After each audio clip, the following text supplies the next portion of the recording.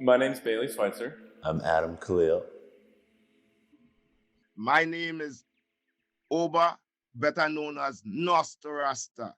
Yes, so we're here at Gasworks presenting Nosferasta, which is a collaboration between the three of us with some of Oba's original artworks and a film we've been working on for the past couple of years.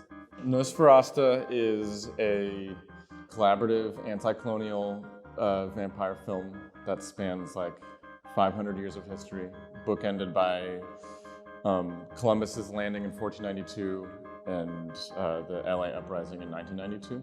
Columbus is a vampire, bites a younger version of Oba when they come to Trinidad in 1498, converts him to vampirism, and he's like his loyal vampire. Oba, as a vampire, kind of sabotages and undermines indigenous and African liberation movements because he's working for Columbus, kind of brainwashed.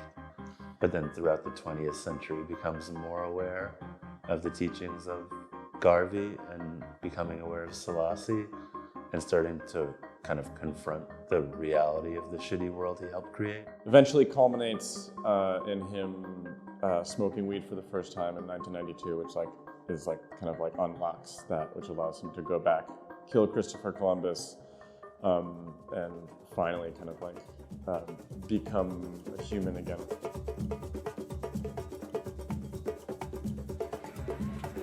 Oba and I are neighbors. And you made fish soup, right?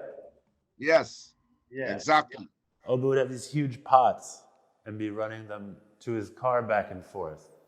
And I was like, what's in that pot?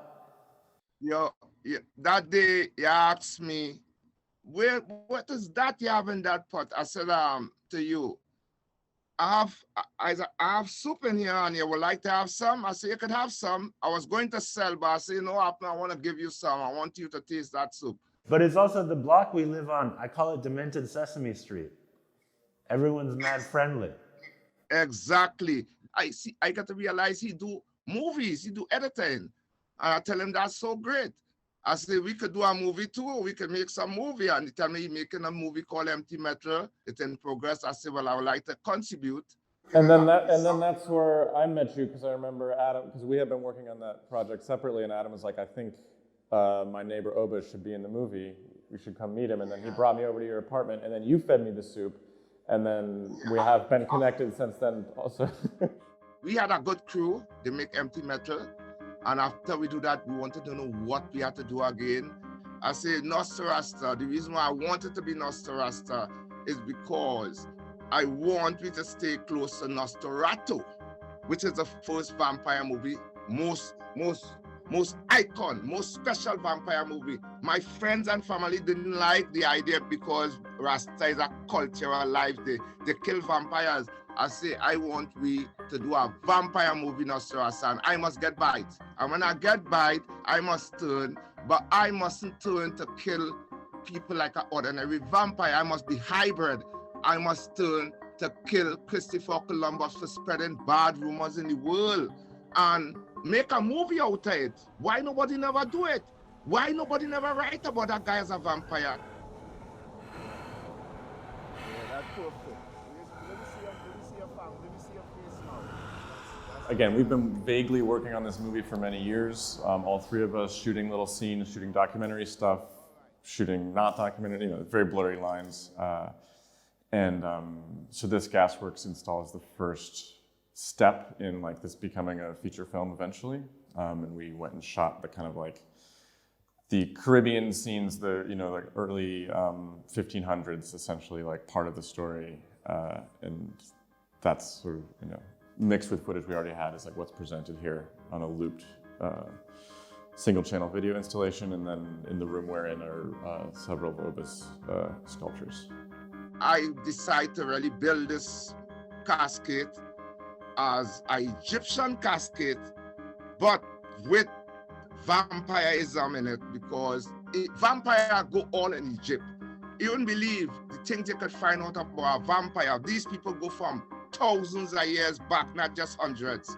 We might film it from Christopher Columbus time, but this is something from BC's a year time in Ramses and all these pharaohs and them. So I think about the cascade as a vampire cascade, where Nosferatu is his own vampire cascade. And I think about building a monument. Christopher Columbus, right? He was a bad man, but listen, Christopher Columbus, he proved himself to be a real icon in the line of legends, because in the line of pharaohs and Christopher Columbus, his name spread even just as pharaohs.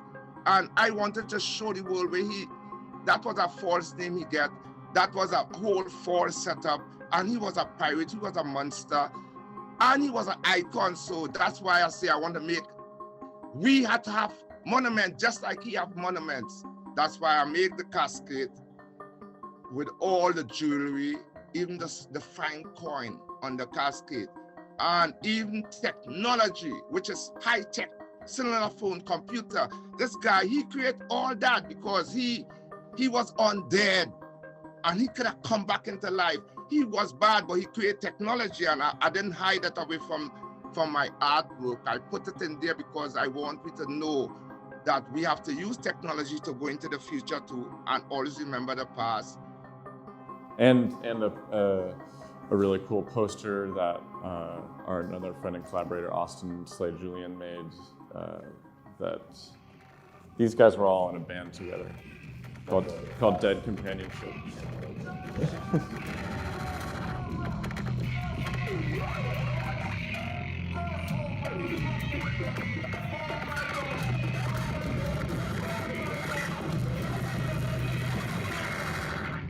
I just think like independence cinema is like really stuck right now and really like stagnant and like really safe, and like to try, again, we like are pursuing like narrative filmmaking with stories and characters, but like I think at our core we're like experimental filmmakers, and really I think part of the experimentation is like collaboration, even if it is messy and awkward, and we're down to have those conversations about like the ethics of it and the ethics of representation, but I think it's important at least just to try to collaborate in new ways. In relation to how messy history is, and also like how surreal it already is, and also like how upsetting and bizarre it already is, like you kind of have to start pushing against kind of ethical and representational concerns to really start to try to unpack the absurd reality we find ourselves in.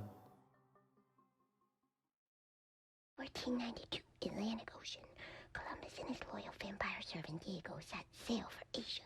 They land instead on the Caribbean island of Guanani and immediately rename it San Salvador.